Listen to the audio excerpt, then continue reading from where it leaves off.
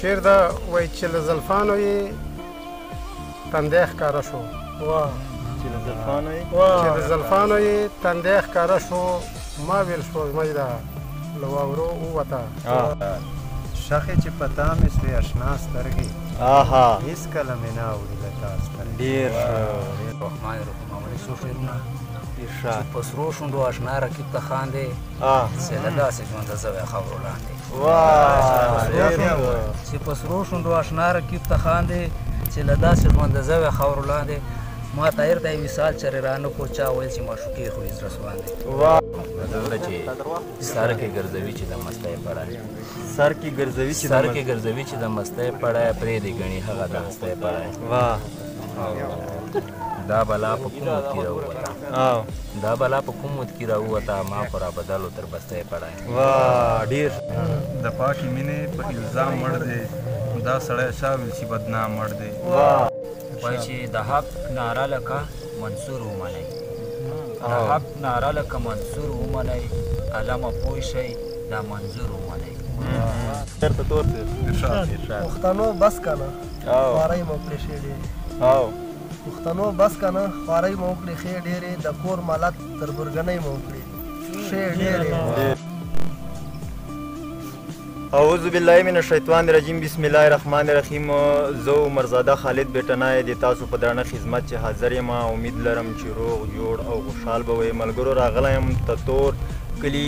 پښتونخوا سکول ته چې دلته د ممتظر بیټني ادبي ټولنې اجلاس کیږي او نن په دغه اجلاس کې الیکشن وسوای چې 21 تاریخ 21/7/2023 چې الیکشن په دغه ورځې باندې وسوای او محمد افضل جی صدر جوړ سوای او سیکرټري بلبل صاحب جوړ سوای او زه خبرې به کوو او شعرونه به له دغو شاعرانو نارو خو زه اول محمد افضل صدر صاحب سره خبرې کوم بیا به یې هغه نه بعد انشاءالله نورو سره خبرې کوو خو خبرو ټیم به ډېر زیات نه وي ځکه چې شاعران ډېر زیات دي او بیا نوي شاعران هم دي چې ګډون کړی اعوذ بالله من الشیطان الرجیم بسم الله الرحمن الرحیم زه اول د ټولې د منتظر بیټني ادبي ټولنې شکریا ادا کوم چې دوی په متفقه باندې دا صدري په ما باندې ولورېده ماته یې راکړه او انشاءالله چې ما به دا کوشش وي چې موږ به د منتظر بابا ټولنه چې دا به ډېره مخته بیایو کوشش به ورسره کوو چې دا په مخ باندې لاړه شي هر قسم خدمت چې قسم خدمت وي هغه به انشاءالله چې موږ ورسره کوو او تعاون به ورسره کوو او کوشش به مو دغه وي مفضل صاحب مخته ته چیرې صدر پاره شوی که بس دا اول ځل صدارت ته چې تا ته میلاو شوی بس الحمدلله مخکې زه 2-3 ورې صدر پاته شوی او په هغې کښې انشاءالله چې موږ په خپل دغه باندې کوشش کړې ده او دا د موږ د ملګرو په محنت باندې دا د منتظر بابا ټولنه چې دا دغه څلورو کسانو چې شروع شوې وه او اوس په موجوده موقع باندې تقریبا چې 20-22 کسانو ته دا ټولنه الله پاک ورسوله ماشاءالله بیا خو مو کار هم پکښې کړی ده او دې نه بعده به مخکې نور اجلاسونه ټولنې به کوو تاسو به بل پروګرام کوو دې نه بعده انشاءالله دې نه بعده په 10مې میاشتې کښې به موږ د کتب خان کلیزه المنظو او هغه به ښه مزېداره المنظو او سم ملګري به ورته غواړو او ښه درنه به المنظو داسې به نه وي چې موږ به بس خپله دا ټولنه به المنظو نه موږ به نور ملګري مېلمانه به ورته غواړو او دا به دې موږ کوشش او هره میاشت چې دا موږ اجلاس د جمعې په ورځې باندې او کله پکښې صحبت راشي خو صحبت ته ضرورت لپاره راځي پکښې او اجلاسونه چې دي دا د موږ یو اجلاس موږ په دا 10-12 کالو کښې قضا کړی نه ده رجع پاته شوی نه ده دا د الله پاک په موږ باندې فضل او کرم دی جی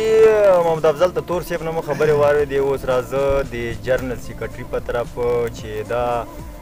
زه مخکې هم د دې ټولنې غړی وم خو بهرحال د وخت تقاضو سره مصروف کړم دلته اوس نوي شاعران هم راغلي دي چې ګډون یې په ټولنې سره کړی ده او زه اوس جرنل سیکرټري چې کوم ده بلبل صاحب ده هغه سره خبرې کوم سیکرټري صاحب الله مو خوشحاله را چې موږ ته مو موقع راکړه دې خبرو زه د منتظر ټولنې ټوټل چې څومره ملګري دي د هغو زه ډېره شکریا ادا کوم چې ما ته دغه عهده راکړه زه په دې باندې ډېر خوشحاله جی قدرمنو کتونکو راځو د شعرو په طرف اول زه درخواست کوم محمد افضل جي ته چې دی موږ ته کوشلې یو څو شعرونه ووایي. یو دوه شعرونه به ووایو ارشاد تاسو په خدمت کې به عرض کړو. ارشاد. شعر دا وایي چې له زلفانو یې تندی ښکاره شو. چې له زلفانو یې چې د زلفانو یې تندی ښکاره شو، ما ویل سپوږمۍ ده له واورو ووته، یار ته لمن په غوړېدو غوړېدو،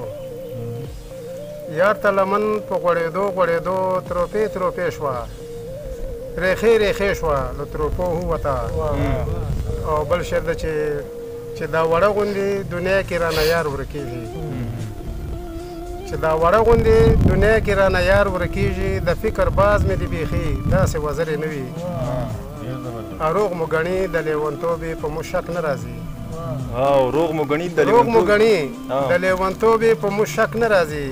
څو مو چې والې دیوالو سره ټکرې نه وي. ډېر زبردست، ډېر ښه. غزل اول شعر ده. ارشاد. شخې چې په تا مې سوې اشنا سترګې، هېڅکله مې نه اوري له تا سترګې. ډېر را باندې ګران دی ښکلې ستا عزت، ځکه خو کړم ټیټې له حیا سترګې.